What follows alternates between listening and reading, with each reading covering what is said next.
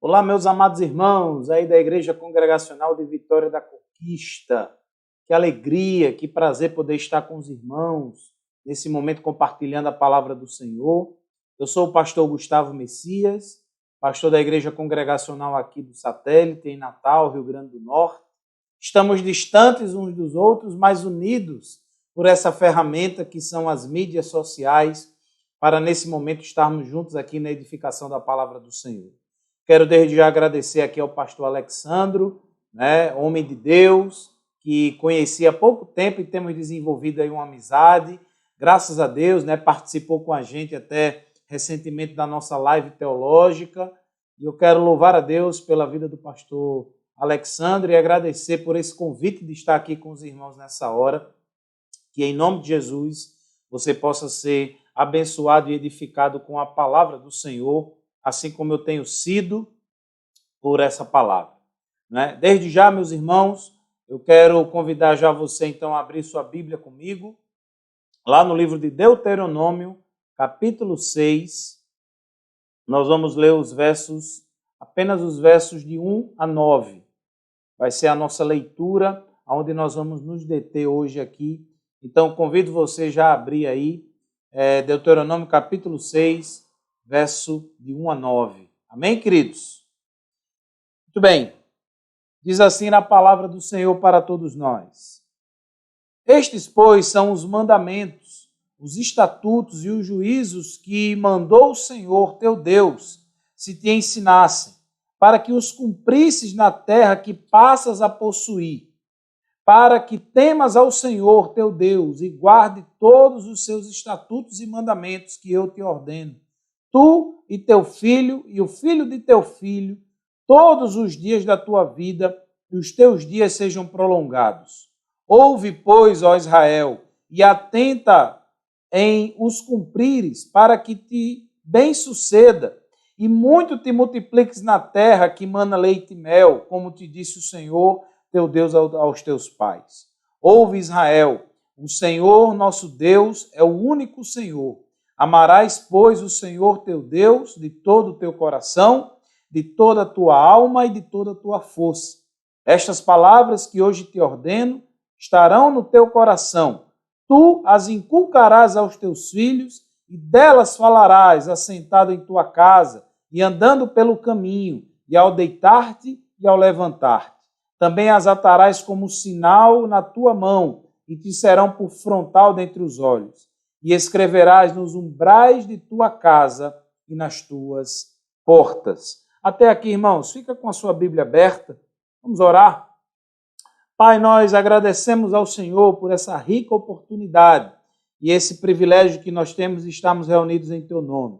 Obrigado, Senhor, porque estamos diante da tua palavra e temos uma única certeza diante disso, de que o Senhor falará, de que o Senhor, ó Deus, encherá a nossa vida, o nosso coração com a tua palavra, e que seja aquilo, Deus, não o que queremos, mas que seja aquilo que precisamos para o nosso crescimento, para a nossa edificação e para a nossa maior comunhão contigo e com a nossa família, com os nossos irmãos.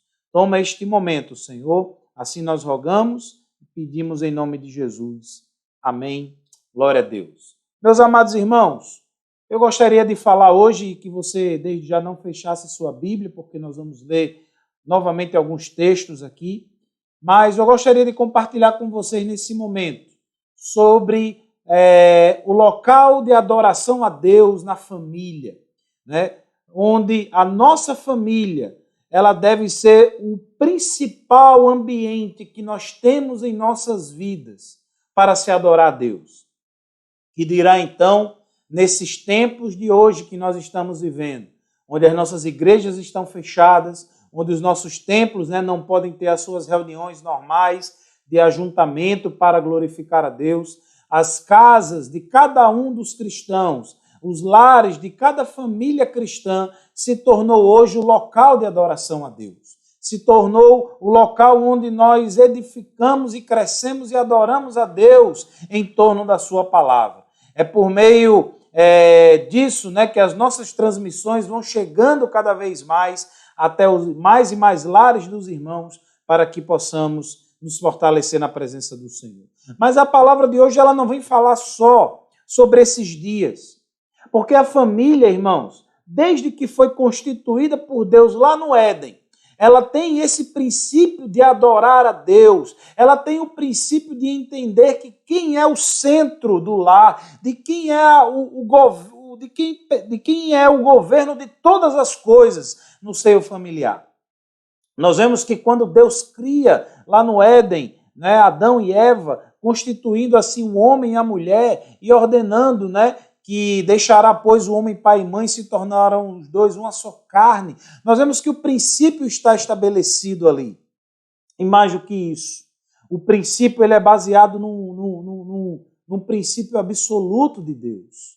Porque o Senhor, em um diálogo, na Trindade Santa, o Pai, o Filho e o Espírito Santo, eles façamos o homem conforme a nossa imagem, conforme a nossa semelhança. Em outras palavras, Deus estava dizendo, assim como nós nos amamos mutuamente, que a criação se ame mutuamente, que o homem e a mulher se amem mutuamente, constituindo essa família baseados no amor maior, que é o amor de Deus. Com isso, meus irmãos, Deus ele tem o Senhor soberano, ele tem toda a primazia e deve ter toda a primazia e a autoridade no seio do nosso lar. Diante disso, eu começo também fazendo uma pergunta então para você e para todos os irmãos. No que consiste a felicidade familiar? Para você, qual é a principal base ou estrutura para se manter a felicidade dentro da sua casa? Será que é possível, de fato, obter, alcançar essa felicidade? No mundo que a gente vive, né, cada vez mais os psicólogos e os terapeutas, eles procuram sempre oferecer respostas para essas indagações. Mas as soluções apresentadas muitas vezes não surtem efeito. Olhando ao redor, nós vemos pais e mães, né, que não se importam com os seus filhos como deveriam. Filhos que perderam o respeito e que já não mais honram os seus pais. E as famílias, nós vemos cada vez mais também se desintegrando sobre o peso do divórcio, sobre o peso das drogas, sobre o peso do vício de pornografia e de imoralidade, da violência doméstica e de muitas outras desgraças que não são noticiadas diariamente. É triste o que eu vou falar aqui para os irmãos. Mas esse tempo de pandemia e de isolamento social, infelizmente, tem crescido o número de casos de violência doméstica e de casais que estão não mais aguentando conviverem juntos tanto tempo do seu dia e estão pedindo divórcio. Aqui em Natal foi feito esse levantamento e muitas mulheres já procuraram a delegacia para denunciar os seus maridos. Principalmente são as mulheres que mais sofrem essa violência junto com seus filhos. E os casos têm crescido muito a cada dia. O convívio tem se tornado cada vez mais difícil. Falta, muitas vezes, algo que possa nutrir o verdadeiro amor de um homem para com a mulher. Falta um princípio fundamental para que mesmo que durante o tempo as relações sofram algum tipo de desgaste, pautado nesse princípio, essa relação possa se renovar. E esse princípio nós entendemos, é o princípio da centralidade da família, do casal, na pessoa da Trindade Santa do nosso bom Deus. Numa comunhão perfeita, contínua, com o Pai, Filho e Espírito Santo, com aqueles que são o cabeça, aqueles que constituem a sua família como um lar sábio e aqueles que honram os seus pais com dignidade, né? E nós percebemos então, irmãos, que para uma grande parte da nossa sociedade, a família também tem se tornado um mal que deve ser suportado, infelizmente. Algo que tem alguns momentos lá de alegria, algo que tem lá alguns momentos de satisfação, mas que traz também consigo muitos problemas. Os filhos muitas vezes são vistos como um peso dentro do lar e cada vez mais ouvimos pessoas que dizem que preferem criar, por exemplo, cachorros do que filhos. Elas seguem aquele lema, como é dito em bandeiras aí por algumas pessoas, dizendo: quanto mais conheço as pessoas, mais eu amo o meu cachorro. E cada vez mais, irmãos, nós vemos que os princípios familiares, eles estão se tornando cada vez mais de ponta cabeça. As pessoas não amam mais as umas às outras. Elas amam a si mesmas, são amantes de si mesmas. E elas se apegam às coisas e rejeitam as pessoas. Quando que, na verdade, nós devemos amar a Deus acima de todas as coisas. Devemos amar o nosso próximo como a si mesmo. E devemos saber muito bem quais são as coisas que são úteis e relevantes para as nossas vidas e aquilo que não é. É triste ver pessoas que cada vez mais se isolam num relacionamento que deveria ser sócio-humano, comunitário, que deveria ser para um bem, para um crescimento como um todo, mas as pessoas cada vez mais preferem viver sozinhas. E para uma grande parte, irmãos, da nossa sociedade, isso tem sido uma realidade. Mas eu faço outra pergunta para você nessa hora. Será que a palavra de Deus tem algo a nos dizer sobre tudo isso? Será que a palavra do Senhor tem algo a nos trazer para as nossas vidas? Esse texto que nós acabamos de ler, ele também fala do princípio da devoção que Deus instrui a Israel. Para que a gente entenda o contexto aqui, irmãos, Israel estava às vésperas, à beira de entrar na terra prometida, depois de tanto tempo de peregrinação pelo deserto. Aquela geração que tinha saído do Egito já havia perecido no próprio deserto, e uma nova geração que nasceu no deserto estava agora finalmente para possuir a terra. Então, o livro de Deuteronômio é um livro que Deus, ele, através do seu servo Moisés, ele traz uma série de repetições, não só de acontecimentos históricos, do ato de graça, de amor, de salvação e de redenção de Deus para com o seu povo Israel, mas também um livro que vai repetir algumas leis e alguns princípios fundamentais para que aquele povo pudesse ter uma plena e satisfatória comunhão com Deus, para que pudesse trazer para a vida daquele povo a aprovação e a bênção de Deus. E aqui nesse texto que nós lemos então, ele fala dessa devoção, que quer dizer uma vida religiosa, uma vida espiritual dedicada a Deus. Com isso, irmãos, a vida devocional da família, ela vai depender do relacionamento do casal com Deus. E no texto que nós lemos, é chamado essa responsabilidade aos pais. Nós vamos trabalhar disso já já.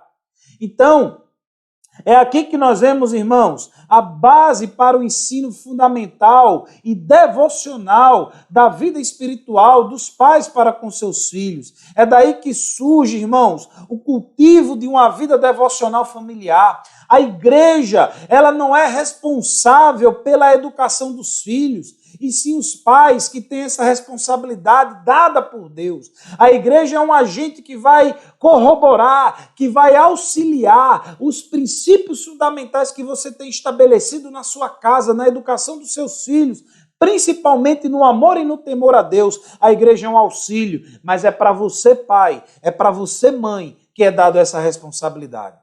Esse capítulo 6 aqui, irmãos, é claro em nos ensinar que Deus quer nossa devoção exclusiva. Por esta razão, então, nós vemos que dos versos 1 até o verso 3, Moisés está exortando o povo à obediência. Quando ele diz, estes, pois, são os mandamentos, os estatutos e os juízos que mandou o Senhor teu Deus, se te ensinassem, para que os cumprisses na terra que passas para possuir, para que temas o Senhor teu Deus e guarde os seus estatutos e os seus mandamentos que eu te ordeno, tu e o teu filho e o filho do teu filho todos os dias da tua vida, e que os teus dias sejam prolongados. E aí no verso 3 ele encerra dizendo, ouve, pois, ó Israel, e atenta em os cumprires, para que bem te sucedas e muito te multipliques na terra que mana leite e mel, como disse o Senhor teu Deus aos teus pais. Moisés, então, exorta o povo a essa obediência, a guardar a lei, a observar os mandamentos de Deus, e isso tem algo atrelado junto. Obedecer a Deus, guardar os mandamentos de Deus, viver os mandamentos de Deus, irmãos, acarretaria para aquele povo que tudo que eles fizessem seria bem sucedido. Nos versos seguintes, os versos 4 e 5, Moisés enuncia então um grande mandamento, né, de amar a Deus sobre todas as coisas, né, como amarás, pois, o Senhor teu Deus de todo o teu coração, de toda a tua alma e de toda a tua força. E essas palavras que hoje te ordeno estarão no teu coração. Versos 4 e 5, ele apresenta os meios. Então, aqui, ele anuncia aqui o grande mandamento. E nos versos seguintes, 6 a 9, ele apresenta os meios pelos quais as obrigações do pacto devem ser lembradas. E por fim, ele adverte Israel sobre vários perigos, versos 10 a 19, e nos versos 20 a 25, ele diz, Moisés, aos pais como devem instruir aos filhos. Porém, eu quero destacar e estar atento com vocês hoje apenas nessa porção do verso 4 até o verso 9, que eu entendo ser já de grande importância para todos nós. Então, eu quero chamar a sua atenção para a responsabilidade familiar na instrução religiosa dentro das nossas casas, dentro das nossas famílias, com as nossas esposas, com os nossos maridos, com os nossos filhos. As prioridades, irmãos, que nós vemos aqui são as prioridades da fidelidade. Moisés, ele apresentou as prioridades mais elevadas da aliança. Amar a Deus no presente e transmitir esse amor para gerações futuras. Diante disso, diante dessa prioridade que nós devemos dar, a fidelidade, ao amor a Deus, o que é que nós podemos aprender aqui como lições para transformar cada vez mais o nosso lar como um local de adoração a Deus? Em primeiro lugar, irmãos, é que esse ensino da prioridade, da fidelidade, ele precisa ser visível na vida dos pais. Ele precisa ser visível na vida daquele que é o cabeça e naquela que é a mulher sábia que edifica a sua casa.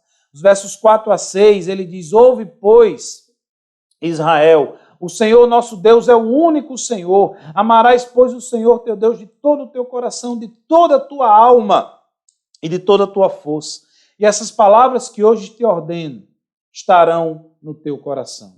Observe, irmãos, que acontece costumeiramente ou continuamente aqui uma repetição no verso de número 5, Amarás o Senhor teu Deus de todo teu coração, de toda a tua alma e de toda a tua força. Todo, toda e toda. Todo, toda e toda. É uma linguagem aqui, irmãos, que expressa para nós uma devoção completa, uma devoção total. Deus, ele não exige de nós, irmãos, uma adoração parcial.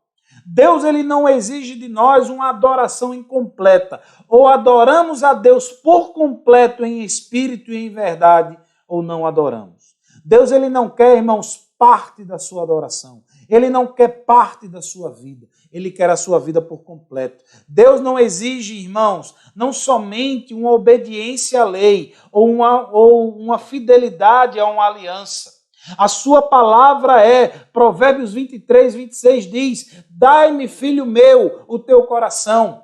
Salmo 51, 17 diz que os sacrifícios agradáveis a Deus são de espírito quebrantado, coração compungido e contrito, não desprezarás, ó Deus. Meus amados irmãos, o Senhor, ele quer a completude da nossa vida, ele quer a nossa vida inteira como um altar de adoração a Ele, não alguns momentos do dia, não alguns instantes da nossa vida, não alguns momentos do meu viver, mas Ele quer toda a nossa vida contínua e completa, rendendo adoração a Ele, reconhecendo a grandeza do amor dEle e adorando a Ele com tudo que temos, com tudo que somos, para que assim, irmãos, Ele possa ser exaltado em nossas vidas e nós possamos ser bem-sucedidos por meio da sua graça e por meio do seu amor. Meus amados irmãos, não existe esse negócio de adorar a Deus só um dia na semana, no dia de transmissão ou no dia de culto.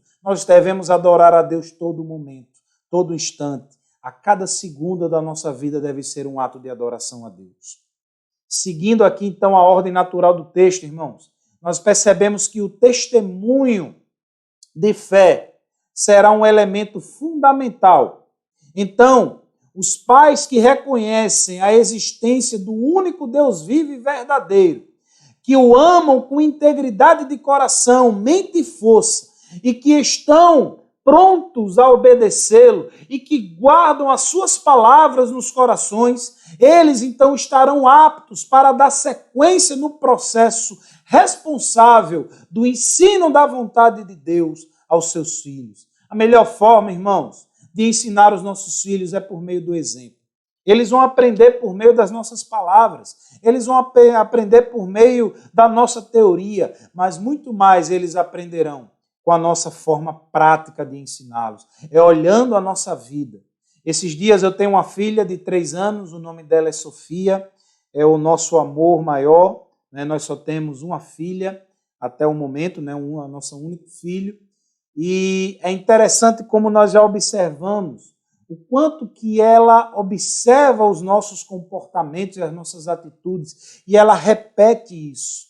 É interessante quando, em alguns momentos, nós observamos, tanto eu como a minha esposa, até mesmo quando ela está brincando ali com suas bonequinhas, o quanto que ela repete atos da minha esposa, o quanto que o jeito dela sentar, o jeito dela conversar já com a gente, ela já apresenta traços daquilo que é a minha personalidade ou a personalidade da minha esposa. Ou seja, irmãos, o nosso exemplo ensina, o nosso exemplo instrui. Com isso nós devemos ter cuidado, você, meu irmão, você, minha irmã, que é pai, que é mãe, com aquilo que você está dando como exemplo para os seus filhos. Eu quero trazer aqui rapidamente um dos problemas que tem entrado sorrateiramente no meio das nossas famílias e que tem atrapalhado toda essa devoção a Deus e tem interrompido todo esse princípio de adoração a Deus no seio familiar. Meus amados irmãos, se tem algo que é um mal sorrateiro e cruel, entrando cada vez mais nos lares cristãos e pervertendo não só homens, mas também mulheres, mas talvez os homens sejam o maior alvo disso, é a pornografia. Eu trago aqui para os irmãos alguns dados de um grupo chamado Barna Group, um grupo americano que faz pesquisas cristãs já há alguns anos, e eles afirmam que 1 em cada 3 homens entre os 18 e os 30 anos vê pornografia diariamente. Isso soma aproximadamente 29% da população. Cerca de 10% dos meninos com 9 anos eles já viram algum conteúdo pornográfico. E 27% dos meninos conheceram a pornografia antes dos 12 anos de idade. Eu fui criado num lar não cristão. Os meus pais até hoje não são cristãos. Mas eu lembro quando eu cheguei por volta dos 10, 11 anos de idade aproximadamente, meu pai ele comprou uma revista, né, de conteúdo masculino adulto, e ele me deu essa revista dizendo: eu quero que o meu filho seja homem e que goste daquilo que homens de verdade gostam. E me deu essa revista, né, com 11 anos de idade aproximadamente. Eu quero dizer, irmãos, para muitos, né, e nós sabemos disso, que esse não é o princípio de inserir uma masculinidade num filho, uma feminilidade numa criança. Em si, irmãos, instruí-los corretamente no caminho que eles devem andar. Instruí-los corretamente nos princípios absolutos e seguros da palavra de Deus. Aquilo, aos 11 anos de idade, só me fez me tornar um adolescente pervertido. Os dados aqui continuam e eu quero trazer mais para os irmãos. 55% dos homens casados acessam conteúdo pornô com regularidade. Entre eles, 36% acredita que deveria ver menos, mas não consideram essa prática uma prática pecaminosa. No Brasil, há 22 milhões de pessoas que assumem consumir pornografia. Desse percentual, 76% são homens e 24% são mulheres. E para nossa surpresa, irmãos, desse total todo de homens aqui no Brasil, 72% dos convertidos consomem pornografia. 72% dos homens que estão dentro das igrejas, eles têm esse hábito comum. E 80% dos adolescentes, filhos desses homens convertidos, entre os 15 e os 17 anos têm exposições explícitas. E 91% dos adolescentes, eles tiveram primeiro contato com a pornografia durante pesquisas para projetos escolares ou em busca de outras informações. Por fim, 47% das famílias cristãs afirmam que o problema é extremamente grave. O Brasil é um dos 3 países do mundo que mais produzem pornografia. No ano de 2017, foram consumidas mais de 4 bilhões de horas de pornografia. E a maioria de pastores, líderes, acreditam que esse é um assunto muitas vezes desnecessário e constrangedor. E a pesquisa encerra trazendo um dado, irmãos, alarmante e preocupante. Que nos Estados Unidos, lógico, antes de toda essa pandemia, foi feito um levantamento em que os acessos aos sites pornográficos diminuíam de maneira acentuada e grandiosa ou bruscamente nos domingos pela manhã. E esse dado foi comprovado, então, que diminuía porque boa parte dos seus consumidores estavam sentados nos bancos da igreja. Meus amados irmãos, nós temos que ter cuidado com aquilo que nós estamos levando para dentro das nossas casas. O princípio da adoração familiar, ele começa com aqueles que são os líderes da sua casa. Muitos, ao acessarem a pornografia ou a qualquer um outro desses males que nós citamos aqui, nós vemos como comparação o prazer como se fosse algo desse tamanho, do tamanho desta garrafa. E muitos pensam que as consequências serão mais ou menos isso, desse tamanho. Prazeres, consequências. Quando que, na verdade, é o inverso de tudo isso. Os prazeres, comparados à consequência, irmãos, são bem menores. É aqui que nós devemos nos atentar, irmãos, sobre aquilo que nós estamos colocando e trazendo para o meio e para o seio da nossa família.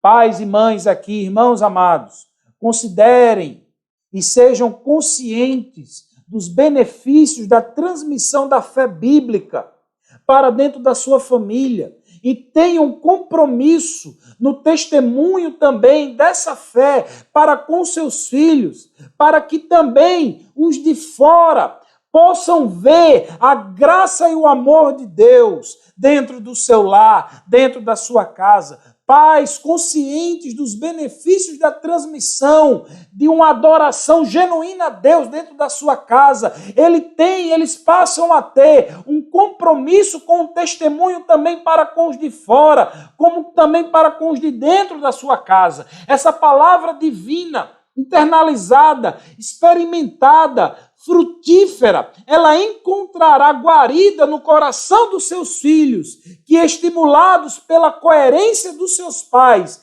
crescerão e se desenvolverão no conhecimento de Deus. Eu quero terminar esse primeiro ponto para seguir para o próximo, perguntando a você, como reflexão, como você encara essa questão do ensino da palavra de Deus aos seus filhos? Como você encara essa questão do ensino e da adoração a Deus na sua casa?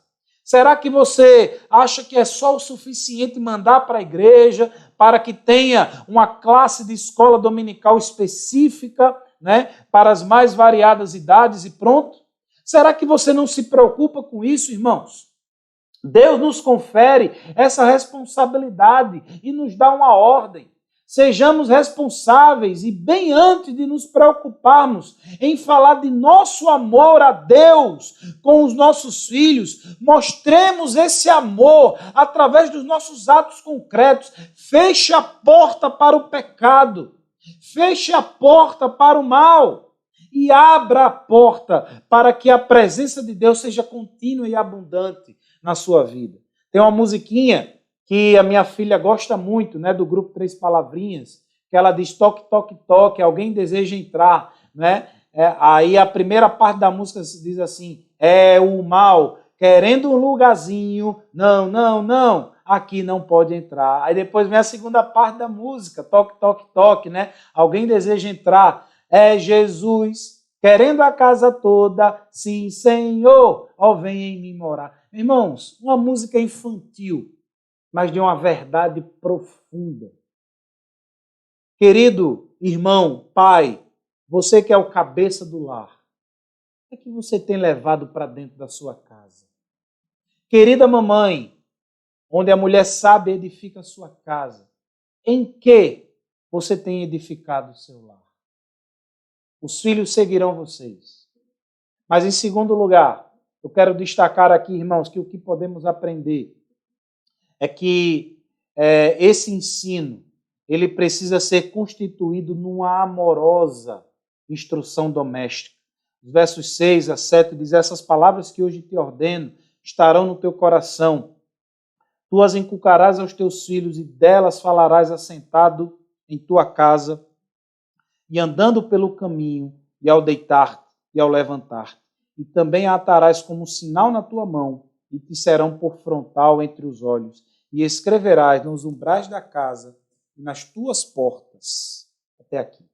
Muito bem, meus irmãos. Vou só tomar uma aguinha aqui para molhar a garganta. Observe esse segundo ponto. Que a nossa instrução, ela tem que ser uma instrução amorosa.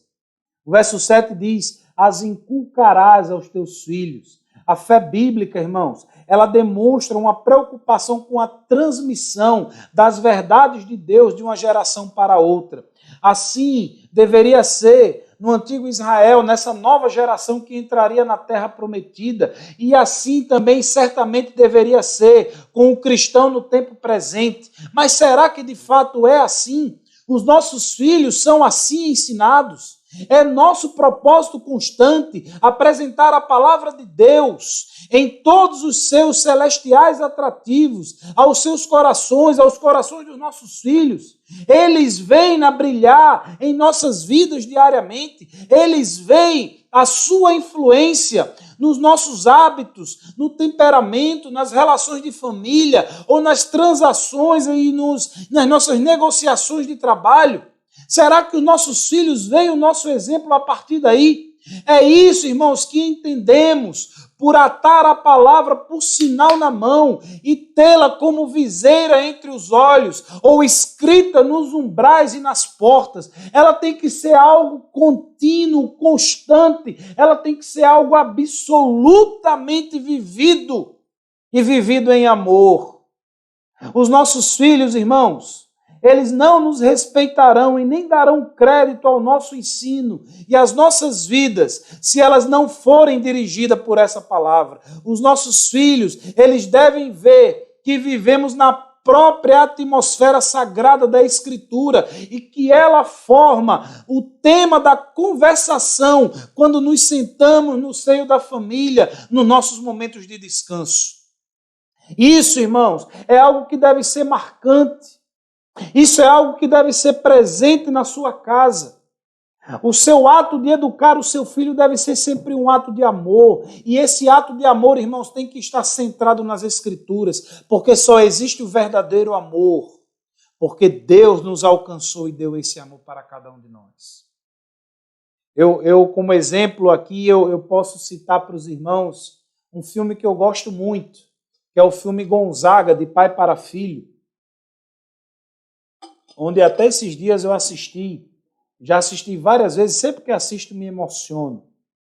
E o filme mostra como foi a relação de Luiz Gonzaga, o rei do Baião, e Gonzaguinha, um dos maiores compositores desse país. Um pai ausente, que sempre estava rodando o Brasil para poder ganhar e dar uma boa qualidade de educação ao seu filho, porém lhe faltava a presença e o amor presencial do pai. Em um dado momento do filme, duas cenas que me chamam muito a atenção. Primeiro, quando o Gonzaguinha ainda era criança, criado nas comunidades ali do Rio por uma família, amigo de Luiz Gonzaga. Em dado momento do filme, ele está levando droga, sendo um aviãozinho ali naquela comunidade, e os policiais o prendem. E ali os policiais, né, vendo claro que ele era de menor, pergunta quem era o nome, qual era o nome do pai dele. E ali ele diz Luiz Gonzaga. E o policial bate nele, zomba e diz, Luiz Gonzaga, o cantor, para de brincadeira, menino, qual é o nome do seu pai? E ele cada vez mais triste e com semblante cada vez mais até de injúria por aquela situação, ele diz Luiz Gonzaga, até que na terceira vez ele fala quase que aos prantos que o pai dele é Luiz Gonzaga. Até que depois o Luiz Gonzaga chega, né? E os policiais então reconhecem. E aquele menino, irmãos, ele é criado distante do amor do pai. E em um dado momento do filme, então, quando o Gonzaguinha já é adulto, Gonzaguinha ele diz, o rei do Baião, amado pelo povo, mas que não conseguiu o amor do seu próprio filho. Meus amados irmãos, os nossos filhos, eles não precisam dos bens materiais que nós podemos dar a eles. Os nossos filhos não precisam de um grande ou de um imenso número de confortos e de desejos realizados daquilo que eles querem. O que os nossos filhos precisam é da nossa presença, é do nosso amor e do nosso ensino sério e amoroso da palavra de Deus para a vida de cada um deles.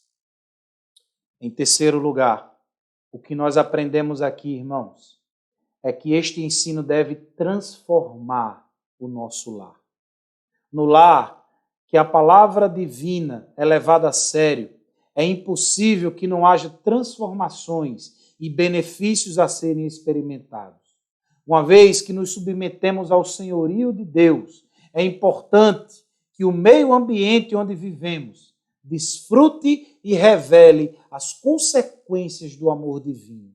Um lar transformado por Cristo, a palavra de Deus encarnada, é ambiente favorável para a ministração do amor de Deus aos seus participantes e àqueles que tenham acesso a ele. Pais, filhos e agregados no lar devem trabalhar para que este ambiente fraterno contribua sempre para a honra, para a glória, para o louvor, para a exaltação do Senhor Jesus Cristo. Lembre-se, esse foi o compromisso de Josué. Eu e a minha casa serviremos ao Senhor. Um lar transformado, irmãos, ele há de ser um ambiente de atração para aqueles que ainda não conhecem Jesus. Infelizmente, muitos lares em nossas igrejas não podem estar à disposição para a proclamação do Evangelho e nem para o ensino da palavra de Deus, por causa do mau testemunho que vivem.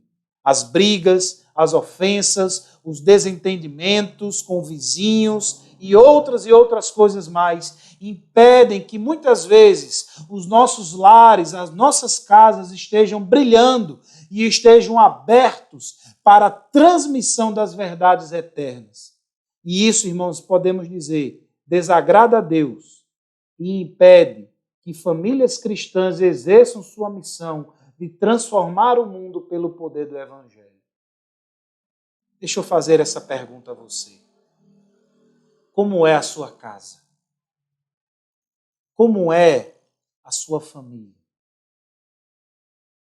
Talvez você diga, pastor, minha família é uma luta constante. Mas aqui está, irmãos, o Deus que transforma vidas e corações no seio familiar. Traga Jesus para o centro do seu lar. Transforme o seu lar num local de adoração a Deus. Era isso que o Senhor estava dizendo para Israel, para que assim Israel pudesse ser bem-sucedido. É a palavra de Deus que nos assegura isso, irmãos. Eu nunca vi, irmãos, um crente andar em fidelidade, em comunhão com Deus, que não possa ver na sua vida o amor e a graça de Deus sendo manifestado e derramado continuamente. O que é que nós aprendemos aqui para concluir assim essa mensagem? Desculpa. Precisamos ter a consciência contínua da presença de Deus. Precisamos ter a consciência, irmãos, do quão importante é a presença de Deus na nossa casa e na nossa família. Talvez nesse tempo de pandemia e de isolamento social. Talvez você tenha aquecido ou fortalecido isso. Talvez o culto familiar tenha sido resgatado. Talvez o momento da família estar em comunhão com Deus tenha sido resgatado e tenha ressurgido nesses dias. Mas não deixe que isso morra quando todo esse momento acabar, mas que persevere nisso, irmãos. Veja, eu costumo dizer muito aqui na igreja, onde eu pastoreio, se todo sofrimento, se toda situação adversa e difícil que nós passamos nos fez orar mais, nos fez buscar mais a Deus, nos fez ler mais a palavra de Deus e nos fez ter mais comunhão com Deus, todo esse sofrimento já virou bênção para nós. Se toda essa situação, irmãos, te levou a crescer na comunhão com Deus, com a sua igreja, com o seu pastor, tudo isso já se transformou em bênção. Outra coisa que nós aprendemos aqui, meus irmãos, é que a lei de Deus nunca é um fardo, mas é um prazer para aqueles que amam a Deus. Eu costumo dizer, irmãos, que não é pesado para mim, não é difícil para mim ser fiel à minha esposa. Não é difícil para mim não cair em adultério. Sabe por quê? Porque eu a amo. Eu amo a minha esposa. Eu amo a mulher que o Senhor constituiu e deu para mim, para ser minha companheira, para o resto da minha vida. E sabe por quê que a infidelidade não é um peso para mim? Exatamente por causa desse amor. Quanto mais amamos a Deus, irmãos, mais prazer vamos ter em obedecer a sua lei. Mais prazer vamos ter em trazer os seus mandamentos para a nossa vida e, consequentemente, para a nossa família. Outra coisa que nós vemos aqui, irmãos, é que esse capítulo, ele é um grande resumo do tema de total devoção a Deus. O imperativo de devoção é amar a Deus completamente, verso 5. A lógica da devoção, ela é baseada em quem Deus é, o único e verdadeiro, como é dito no verso 4, e no Deus que fez, e no que Deus fez ao redimir o seu povo. Repito, a lógica da devoção é baseada em quem Deus é, único e verdadeiro, e no que Deus fez ao redimir o seu povo. Aqui está o motivo da nossa adoração. A execução da devoção inclui temor a Deus, inclui serviço, inclui obediência, inclui amor. Se o texto nos faz um apelo, irmãos, à vida devocional em família, por que então que muitas de nossas famílias não têm sequer um momento de oração e adoração em conjunto? A resposta talvez seja um pouco óbvia, mas direta e verdadeira. Não estamos levando a sério os princípios ensinados nas Escrituras. Quem sabe não estejamos pensando que esta ordem só se aplicava ao povo de Israel. Porém, eu quero dizer e destacar para vocês um versículo encontrado no livro de Provérbios que diz, quando eu já citei ele aqui, ensina a criança o caminho em que deve andar, e ainda quando for velho não se desviará dele. Ensina a criança o caminho que deve andar. É um princípio, irmãos, onde eu estou também nesse caminho andando. Deus, irmãos, Ele quer que os pais vivam a fé que ensina. Deus quer pais que ensinem amorosamente em sua vida diária. Deus, Ele quer lares transformados como ambientes de transformação. Deus, Ele quer filhos obedientes e coerentes com os ensinos aprendidos. Deus, Ele quer uma família que o sirva com integridade.